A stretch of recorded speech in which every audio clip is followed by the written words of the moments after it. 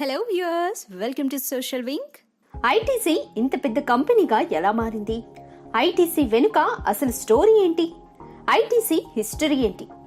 ITC ఇప్పుడు ఇంత wealth creation ఎలా చేయగలిగింది? ఐటీసీ గురించి మరిన్ని ఆసక్తికరమైన విషయాలు ఈ వీడియోలో చూద్దాం. ఐటీసీ లిమిటెడ్ ఇది ఇండియాకు చెందిన మల్టీనేషనల్ కాంగ్లోమరేట్ కంపెనీ. దీని హెడ్ క్వార్టర్స్ వెస్ట్ బెంగాల్లోని కోల్కతాలో ఉంది. Imperial Tobacco Company of India Limited గా 1910లో ఈ కంపెనీ స్టార్ట్ అయింది. 1970లో Imperial Tobacco Company of India Limited నుండి ఇండియా టొబాకో కంపెనీ లిమిటెడ్ గా దీని పేరుని మార్చారు. తర్వాత 1974లో ఐటీసీగా మరోసారి దీని పేరుని మార్చారు. ఇక అప్పటి నుంచి ఇప్పటి వరకు ఐటీసీ లిమిటెడ్ పేరుతోనే ఈ కంపెనీ కొనసాగుతోంది. ఇది మొట్టమొదట WD&HO విల్స్ చే 24 ఆగస్టు 1910లో బ్రిటిష్ ఓన్డ్ కంపెనీగా కోల్కతాలో రిజిస్టర్ చేయబడింది. WD&HO విల్స్ అనేది ఒక British tobacco manufacturing company. ITC అంటే ఒకప్పుడు సిగరెట్ తయారు చేసే కంపెనీగానే అందరికీ తెలుసు. కానీ ఇప్పుడు ITC FMCG, hotels, packaging, paper boards and speciality papers మరియు అగ్రి బిజినెస్ వంటి ఇండస్ట్రీస్లలో ఐటీసీ డైవర్సిఫైడ్ అయి ఉంది. 2010 సంవత్సరం నాటికి ఐటీసీ 100 సంవత్సరాలు పూర్తి చేసుకుంది మరియు 2019-20 నాటికి $10.74 బిలియన్ టర్న్ ఓవర్ ను ఐటీసీ కలిగి ఉంది. అలాగే మార్కెట్ క్యాపిటలైజేషన్ వచ్చి $35 బిలియన్ గా ఉంది. ఐటీసీ ఇండియాలో 60కి పైగా బ్రాంచెస్ ని కలిగి ఉంది. ఇందులో సుమారుగా 36,500 మందికి పైగా ఎంప్లాయీస్ పనిచేస్తున్నారు. మరియు ఫోర్బ్స్ 2000 లిస్ట్ లో కూడా ఐటీసీ ఉండడం జరిగింది. ఐటీసీని మొదట అగ్రికల్చర్ రిసోర్స్ బేస్డ్ గా స్టార్ట్ చేశారు. 1911లో కొంతమంది ఫార్మర్స్ తో పొగాకు కోసమని జాయింట్ వెంచర్ అయితే స్టార్ట్ చేశారు. అప్పుడు దీనికోసం కొత్త కంపెనీని స్టార్ట్ చేశారు. దీని పేరు Indian leaf tobacco development company limited. దీన్ని ఆంధ్రప్రదేశ్లోని గుంటూరు డిస్ట్రిక్ట్ లో 1912లో స్టార్ట్ చేశారు. తర్వాత 1913లో మొట్టమొదట సిగరెట్ ఫ్యాక్టరీని బెంగళూరులో స్టార్ట్ చేశారు. తర్వాత మెల్లమెల్లగా 6 దశాబ్దాల పాటు ఈ బిజినెస్ డెవలప్ అవుతూ వచ్చింది. ఈ 6 దశాబ్దాలలో ITC cigarette and leaf tobacco business ఎంతో డెవలప్ అయి మార్కెట్ లీడర్ గా ఎదిగింది. ఆ తర్వాత ఐటీసీ వ్యూహాత్మకంగా 1925లో ప్యాకింగ్ అండ్ ప్రింటింగ్ బిజినెస్ ను మంజర్లో స్టార్ట్ చేసింది. ఇదే ఇప్పుడు ఇండియాలో అతిపెద్ద ప్యాకింగ్ హౌస్ గా మారింది. ఆ తర్వాత మెల్లమెల్లగా సిగరెట్ మ్యానుఫ్యాక్చరింగ్ కోసం ఫ్యాక్టరీస్ ని ఇండియా అంతటా స్టార్ట్ చేస్తూ వచ్చింది. దీని హెడ్ క్వార్టర్స్ అయిన వర్జీనియా హౌస్ కన్స్ట్రక్షన్ ను 1928లో స్టార్ట్ చేశారు. తర్వాత ఐటీసీ తన హెడ్ క్వార్టర్స్ ను ఈ వర్జీనియా హౌస్ కు మూవ్ చేసింది. ఆ తర్వాత మార్కెట్ లో తన స్ట్రెంగ్త్ ని మరింత పెంచుకోవడానికి 1935లో క్యారరస్ టొబాకో అనే ఒక కంపెనీని ఐటీసీ ఎక్వైర్ చేసుకుంది. ఆ తర్వాత ఐటీసీ తన ఇంపోర్ట్ ఖర్చులను గణనీయంగా తగ్గించుకోవడానికి 1946లో దేశీయ టిష్యూ పేపర్ ప్లాంట్ ను స్టార్ట్ చేసింది. ఈ ప్లాంట్ ఐటీసీకి ఎంతగానో ఉపయోగపడింది. తర్వాత మద్రాసులో 1949లో మరొక ప్రింటింగ్ అండ్ ప్యాకేజింగ్ ఇండస్ట్రీని స్టార్ట్ చేసింది. తర్వాత ITC tobacco manufacturers India manufacturing business ను, అలాగే 1953లో lithographic printing business of printers ఇండియాను అక్వైర్ చేసుకుంది. తర్వాత ఐటీసీను 27 అక్టోబర్ 1954లో పబ్లిక్ లిమిటెడ్ కంపెనీగా మార్చడం జరిగింది. దీనిలో ఇండియనైజేషన్ కు చోటు కల్పిస్తూ అదే సంవత్సరంలో 6% షేర్ హోల్డింగ్ ఇవ్వడం జరిగింది. అంతేకాదు ఆ టైంలో కన్స్యూమర్ కి ఏం కావాలి అని రీసెర్చ్ చేసిన ఫస్ట్ ఇండియన్ కంపెనీగా ఐటీసీని చెప్పుకోవచ్చు. అప్పటి వరకు టెక్నాలజీ మీద పెద్దగా ఫోకస్ చేసేవారు కాదు. కానీ 1960 తర్వాత మాత్రం టెక్నాలజీ మీద ఎక్కువ ఫోకస్ పెట్టడం స్టార్ట్ చేశారు. అందులో భాగంగా cigarette machinery and filter rods manufacturing ను కూడా స్టార్ట్ చేసి సిగరెట్ మేకింగ్ లో సెల్ఫ్ సఫిషియన్సీని అచీవ్ చేశారని చెప్పుకోవాలి. అజిత్ నరేన్ హస్కర్ 1969లో ఐటీసీ కంపెనీకు మొట్టమొదటి ఇండియన్ చైర్మన్ గా ఎంపికయ్యారు. ఈ నిర్ణయం ఐటీసీని ఇండియనైజ్ చేయడంలో చాలా ఉపయోగపడిందనే చెప్పాలి. అంతేకాదు 1970లో ఇన్నోవేటివ్ మార్కెట్ క్యాంపెయిన్ ని నిర్వహించడం, ఎలక్ట్రానిక్ డేటా ప్రాసెసింగ్ చేయడంను ఐటీసీ అప్పట్లోనే మొదలుపెట్టింది. ఆ తర్వాత 1973లో ఐటీసీ తన ఇంటిగ్రేటెడ్ రీసెర్చ్ సెంటర్ బెంగళూరులో స్టార్ట్ చేసింది. ఈ రీసెర్చ్ సెంటర్ ముఖ్య ఉద్దేశం ఏంటంటే బిజినెస్ లో డైవర్సిఫికేషన్ ఉంటూ కొత్త బిజినెస్ ని స్టార్ట్ చేయడం.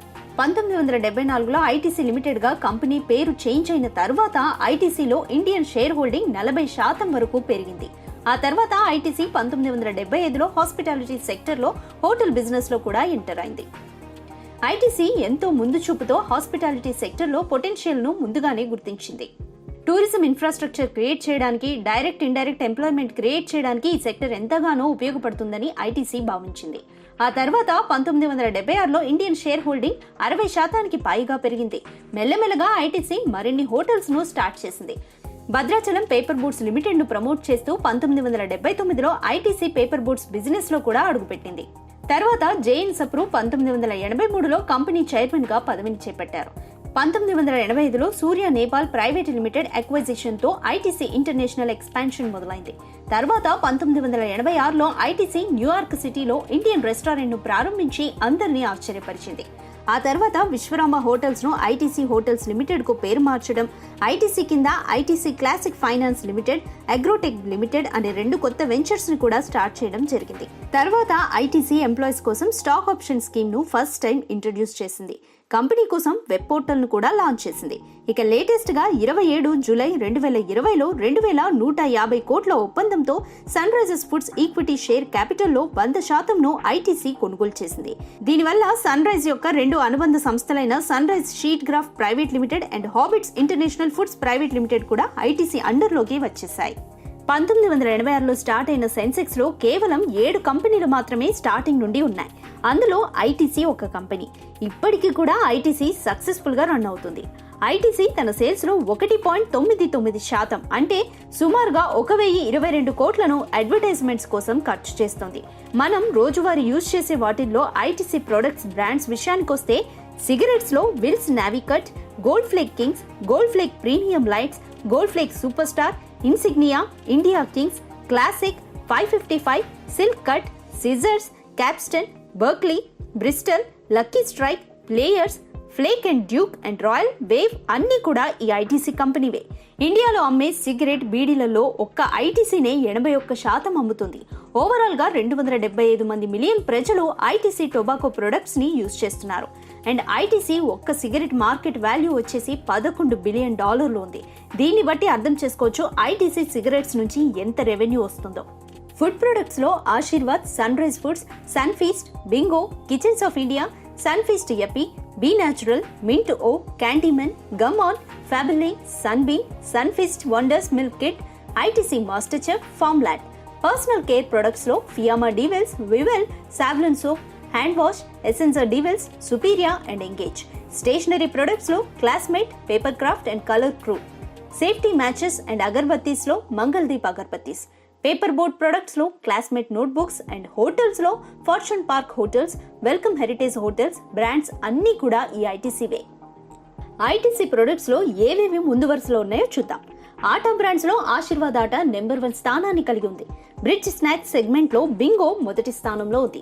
ఓవరాల్ గా snacks and potato chips segment లో 2వ స్థానంలో ఉంది. ఇక క్రీమ్ బిస్కెట్ సెగ్మెంట్ లో సన్ ఫీస్ట్ మొదటి స్థానంలో కొనసాగుతుంది. నోట్ బుక్స్ సెగ్మెంట్ లో ఐటీసీ తన హవాను కొనసాగిస్తుంది. క్లాస్మేట్ నోట్బుక్స్ సెగ్మెంట్ లో మొదటి స్థానంలో ఉంది. ఇవే కాక ఐటీసీ ప్రతి రంగంలోనూ తన కాంపిటేటర్స్ తో పోటీ పడుతూనే ఉంది. ఐటీసీ హోటల్ సెగ్మెంట్స్ లో lemon tree hotels, Taj hotels, Chalet hotels తో పోటీ పడుతుండగా సోప్స్ అండ్ డియోడ్రెంట్స్ సెగ్మెంట్ లో హిందుస్థాన్ యూనిలివర్, గోద్రేజ్, మ్యారికో లాంటి కంపెనీస్ తో పోటీ పడుతుంది. ఇక నోట్ బుక్స్ సెగ్మెంట్ లో నవనీత్ తో, hygiene and home products segment లో రికెట్ బెంకిసర్ తో, లైఫ్ స్టైల్ క్లాతింగ్ సెగ్మెంట్ లో Aditya Birla fashion and retail limited తో పోటీ పడుతుంది. బిస్కెట్స్, నూడిల్స్, బెవరేజెస్ సెగ్మెంట్ లో బ్రిటానియా, డాబర్, నెస్లే కంపెనీస్ తో పోటీ పడుతుంది. ఇక ఐటీసీ మేజర్ ఇన్కమ్ అయిన సిగరెట్స్ లో Indian wood products co, Godfrey Phillips India, VST లాంటి కంపెనీస్ తో పోటీ పడుతుంది. ఐటీసీ ఇలా 1-2 కాదు, దాదాపు అన్ని సెగ్మెంట్స్ లో డిఫరెంట్ కంపెనీస్ తో పోటీ పడుతుంది. ఇక ఐటీసీ వెల్త్ క్రియేషన్ విషయానికి వస్తే పాస్ట్ 50 years లో ఐటీసీ ఇన్వెస్టర్స్ కి చాలా మంచి వెల్త్ ని క్రియేట్ చేసిందని చెప్పాలి. మీరు కానీ, మీ పేరెంట్స్ కానీ, గ్రాండ్ పేరెంట్స్ కానీ ఐటీసీలో గనక ఒక 10,000 రూపాయల్ని 1970లో ఇన్వెస్ట్ చేసినట్టయితే మీకు 3,333 షేర్స్ వచ్చేవి.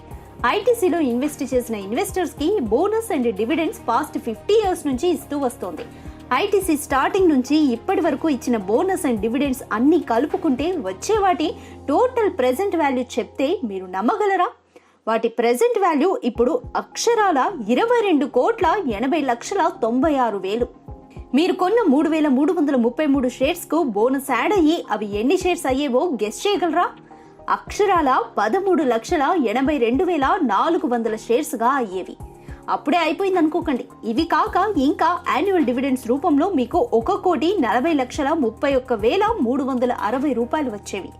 ఈ చార్ట్ లో మీకు డీటెయిల్డ్ గా ఏ ఇయర్ ఎంత బోనస్ ఇచ్చింది, ఏ ఇయర్ ఎంత డివిడెండ్స్ రూపంలో ఇచ్చింది అన్న డీటెయిల్స్ క్లియర్గా ఇచ్చాం. అబ్జర్వ్ చేయాలి అనుకున్న వాళ్ళు ఒక్కసారి వీడియో పాస్ చేసి అబ్జర్వ్ చేయొచ్చు. చూసారు కదా ఐటీసీ ఇంత పెద్ద కంపెనీగా ఎలా మారింది, ఐటీసీ వెనుక అసలు స్టోరీని, హిస్టరీని, ఇలా ఎంత వెల్త్ క్రియేషన్ చేసింది, ఎలా సాధ్యమైంది అనేటటువంటి ఆసక్తికరమైన విషయాలు చూసాం కదా. ఈ వీడియో మీకు నచ్చినట్లయితే లైక్ చేయండి, షేర్ చేయండి అండ్ మా ఛానల్ని మొదటిసారిగా చూసినట్లయితే సబ్స్క్రైబ్ చేసుకోండి.